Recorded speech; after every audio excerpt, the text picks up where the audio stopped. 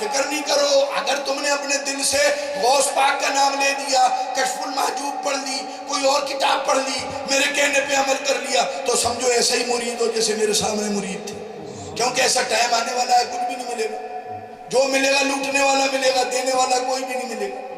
یہ زمانہ بڑا خراب آ گیا میرے دوستو، تو صرف نام ہی نہیں لینا بلکہ کام بھی لینا ہے، کام بھی لینا ہے، اور کام صرف اسی وقت میں لے سکتے ہیں جب خدمت میں آ جاؤ، غلامی کے اندر آ جاؤ، تو پھر جو عرض کرو کہ یہ بڑے آقا دینے والے ہیں، یہ پھر پیچھے نہیں ہمیں ہٹاتے۔ میرے دوستو یہ ساری باتیں آج کے دور میں کتنی ضرورت ہے، تصوف کی ضرورت ہے، صفائی کی ضرورت ہے، دل ہمارے انفیکٹڈ ہے، دل ہمارے انفیکٹڈ ہے، یہ دلوں کو صاف کرنی ہے، یہ نفس امارہ کو، نفس لوامہ کو مطمئنہ بنانے آئے۔ حضور غوث پاک رضی اللہ تعالیٰ عنہ جب ظاہری وصال کا ٹائم آیا، اپنے صاحبزادگان کو جمع کیا، جو پیغام دینے تھا دیا، سب باہر چلے گئے، بڑے صاحبزادے کھڑے رہ گئے، دو چار باتیں اور کری، کہا آپ بھی رخصت ہو جائیے، وہ گئے مگر دروازے کے ساتھ کھڑے ہو گئے، آواز آ رہی تھی، یا ایتھا النفس المطمئنہ ارجعی الی ربک راضیۃ مرضیہ فادخلی فی عبادی وادخلی جنتی۔ سبحان اللہ،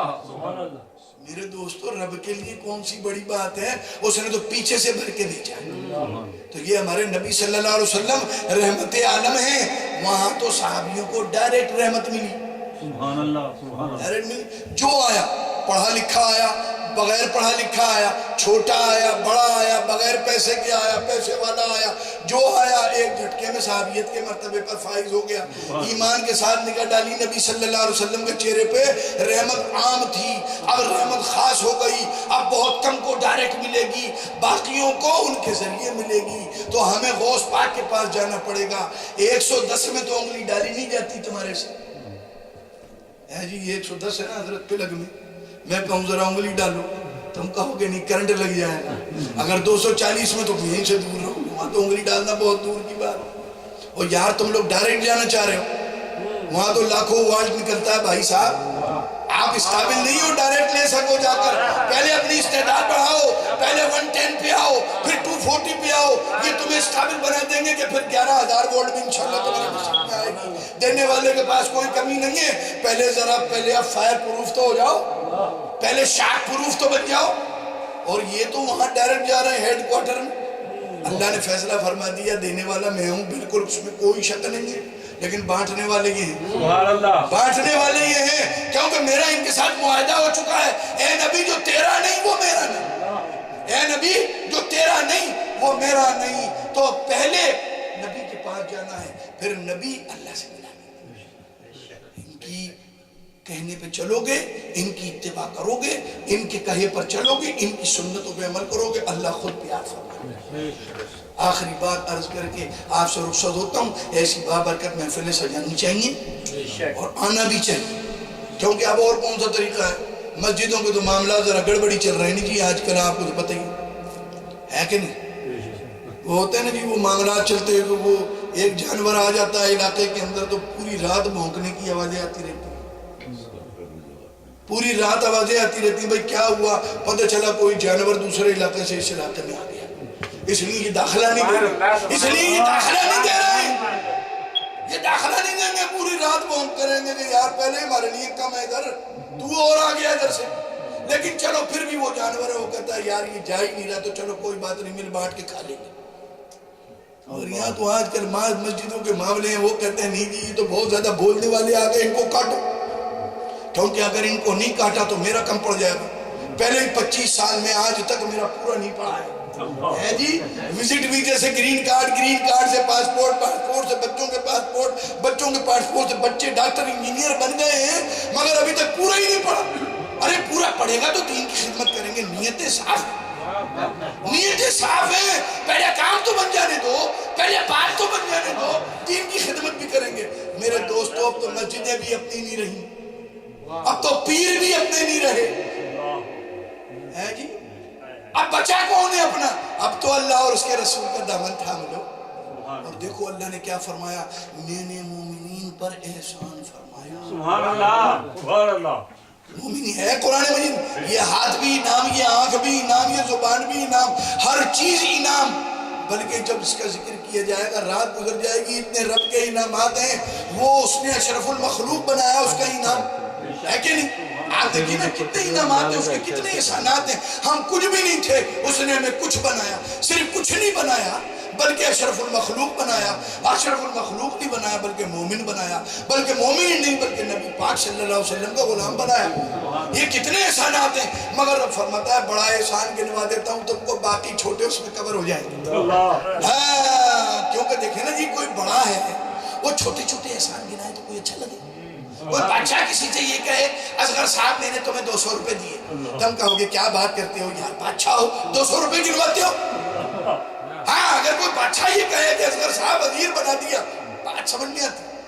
تو میرا رب ضرور اس کے احسانات ہیں، مگر وہ کہتا ہے میں رب ہوں، میں تمہیں بڑا والا احسان، تاکہ اگر تم نے اس کا ادا کر دیا تو باقی سارے ادا ہو جائیں گے. تو وہ کہتا ہے مومنین پر میرا احسان ہے کہ میں نے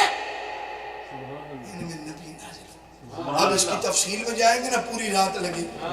آپ پہلے تھکے آ رہے بیٹھے، جسمانی اعتبار سے روحیں تازہ ہیں ماشاءاللہ ہے جی. جیسے فرشتوں کی غذا ہوتی ہے نا، اللہ کا ذکر، اس طریقے سے نبی کے غلاموں کا ذکر ہوتا ہے، اللہ کا ذکر ان کی خوراک ہوتی ہے یہ روحانی. تو روحیں ہماری طاقتور ہیں. میرے دوستو میں آپ کو بتاؤں اللہ کا احسان کتنا بڑا ہے. ایک بات میں بتا دوں، آپ سب سمجھدار ہیں، ماہانہ محفل ہوتی ہے اللہ کے کرم سے. اللہ تعالیٰ خوش رکھے سلیم بٹ صاحب کو، ان کی فیملی کو. بھائی پیار کرنے والے لوگ ہیں، ان کی وجہ سے یہاں بیٹھے نا. مجھے شرم آئی کہ میں نہ جاؤں.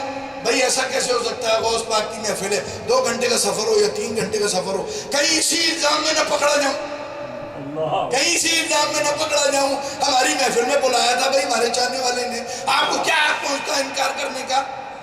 ہماری محفل تھی، بلانے والا ہمارا ماننے والا تھا، آپ نے انکار کیسے کر دیا؟ تو میرے دوستو سب سمجھدار بیٹھے ہیں. چھوٹی سی بات کرتا ہوں، کوئی اپنا محبوب کسی کو دیتا ہے؟ سبحان اللہ سبحان اللہ. محبوب کو تو چھپا کے رکھتے ہیں، پتہ ہی نہیں دیتے، ہے کہ نہیں حضرت؟ بے شک سبحان اللہ. اب آپ چلیں، یہ فلسفہ ہے جی، پی ایچ ڈی ہے پوری پی ایچ ڈی ہے. جس نے نہیں کی ہو تو وہ کر لے. ایسی چیزوں میں پی ایچ ڈی کرنا چاہیے یار. پی ایچ ڈی کرنے کے بعد $1,00,000 ملتے ہیں، اور $1,00,000 کے بعد وہ 10 لاکھ ہو جاتے ہیں. اس کے بعد ان کی فکر شروع ہو جاتی ہے کہ بچہ ٹیڑھا نکل گیا ہے، یہ 10 ملین کی کیسے کیئر کرے گا. ایک دن روٹی بھی بند ہو جاتی ہے، سالن بھی بند ہو جاتا ہے، کولیسٹرول ہائی ہو جاتا ہے، فیٹ کھا نہیں سکتے، گلاب جامن کو دیکھ نہیں سکتے، لڈو کی طرف نظر ڈالی تو شوگر بڑھ جاتی ہے. یہ کیا مصیبت ہے؟ یہ ایسی کیسی پی ایچ ڈی ہے بھائی؟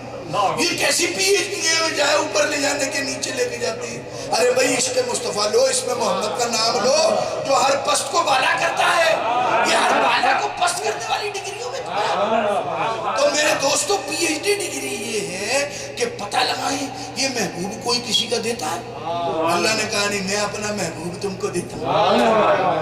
یہ میرا احسان ہے تمہارے اوپر، محبوب میرا ہے مگر تمہیں دیتا ہوں. اگر تم نے بھی اسے اپنا محبوب بنا لیا تو پھر میں تمہیں اپنا محبوب بنا لوں گا. اور جب میں تمہیں اپنا محبوب بنا لوں گا تو اس کے بعد تمہیں اور کیا چاہیے؟ کچھ بھی نہیں چاہیے. کی محمد سے وفا تم نے تو ہم تیرے ہیں. یہ جہاں چیز ہے کیا، لوح و قلم تیرے ہیں.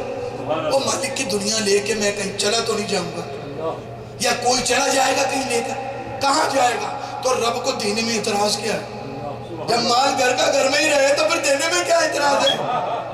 جب مال گھر کا گھر میں ہی رہے، ارے میرا رب دینے کے لیے بیٹھا ہے، ہم لینے کے قابل نہیں ہیں، ہم لینے کے قابل نہیں ہیں. اس نے ہم پر احسان فرمایا. میرے دوستو اب میں آگے بڑھا. اے میرے رب تو نے احسان تو فرما دیا، اب یہ بتا اس احسان کا بدلہ کیا ہے؟ سبحان اللہ. اب میں کیا کروں؟ تو پھر سورہ رحمان پر نظر پڑی اور وہاں آیت یہ لکھی آئی، حل جزاء الاحسان الا الاحسان. احسان کا بدلہ کیا ہے بجوز احسان کے؟ لو جی پہلے تو حالت خراب ہی تھی، وہ اور زیادہ خراب ہو گئی. جی قرآن ہی نے بتا دیا کہ احسان کا بدلہ احسان ہے. میرے رب تو نے مجھ پہ احسان فرمایا، تو بتا میں تجھ پہ کیسے احسان کروں؟ میں کیسے تجھ پہ احسان کر سکتا ہوں؟ میں بندہ ہوں، تو مالک ہے، تو خالق ہے، میں مخلوق ہوں، میری کیا مجال ہے میں یہ سوچ بھی سکوں کہ تجھ پر احسان فرماؤں، احسان کروں؟ سوال ہی پیدا نہیں ہوتا. کہا نہیں، یہ مخلوق کے لیے ہے. جب مخلوق تیرے سے کوئی احسان کرے تو تو اس کے اوپر احسان کر، اس کا بدلہ کچھ اور نہیں. اور جب خالق تجھ پہ احسان کرے تو تو اس کا شکر ادا کر. یعنی تو ہمیں حضور صلی اللہ علیہ وسلم سے وفا کرنی ہے اور اللہ کا شکر ادا کرنا ہے. یہ کوئی چھوٹا موٹا کام نہیں ہے جی. یہ بڑے چاہنے والے ہرے جھنڈے لہراتے ہیں آج. سبحان اللہ. بالکل ہرے جھنڈے لہرانے کا ثواب ہے، مگر معاملہ گڑبڑ ہو رہا ہے باہر. کیونکہ جب وہ جھنڈا لہراتا ہوا ہمیں دیکھتے ہیں اور بعد میں غلط کام کرتے دھندے دیکھتے ہیں تو وہ کہتے ہیں کہ یار یہ نبی کے چاہنے والے اچھے لوگ نہیں ہیں، یہ اچھے لوگ نہیں ہیں، ہے کہ نہیں؟ تو میرے دوستو یہ جو بڑی بڑی تقریریں ابھی ختم ہو کی چکی ہیں ربیع الاول کے مہینے میں، وہ حضرت وہاں 3 گھنٹے تقریر کرتے ہیں، پھر دوسرے اسٹیج سے ادھر چلے جاتے ہیں. جب اسٹیج کے پیچھے کی ان کی زندگی چیک کرتے ہیں تو خالی ہوتی ہے. تو عوام کہتی ہے تعداد گرتی جا رہی ہے. حضرت اسٹیج کے اوپر پہلے تھے 12، سامعین میں تھے 2000، اب اسٹیج کے اوپر 2000 ہیں، سامعین 12. 10 سال میں معاملہ الٹا ہو گیا. اب اسٹیج پہ تعداد زیادہ ہے اور سننے والوں کی تعداد کم ہے. میرے دوستو اس لیے کیونکہ ہم جو کہتے ہیں وہ ہم کرتے نہیں. اللہ رب العزت نے فرمایا میری سب سے ناپسندیدہ چیز قرآن کریم نے فرمایا کیا ہے؟ ایسی بات نہ کہو جس پر تم عمل نہ کرتے ہو. لہذا آج معاملہ گڑبڑ ہے.